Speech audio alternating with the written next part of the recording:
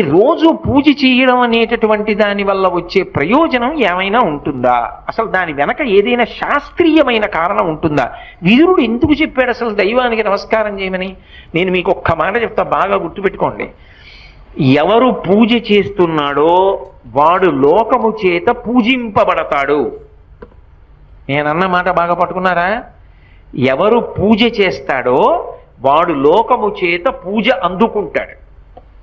అదేమిటండి మీరు అన్నమాట మాకు బాగా అర్థం కాలేదు, మీరు ఏదో అన్నారు బాగుండదని అన్నాను అంతే అంటారా? మీకు వివరణ చేసే ప్రయత్నం చేస్తా. పూజ అంటే ఏమిటి?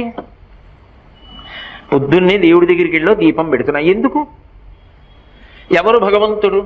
చంద్ర సూర్యౌచ నేత్రే కర్ణావాసా శిరోద్యౌ ముఖవిదహనో యస్య వాస్తేయమబ్ధి అంతస్తం యస్య విశ్వం సురనర ఖగో భోగి గంధర్వ దైత్యైః చిత్రం రమ్యతే తం త్రిభువ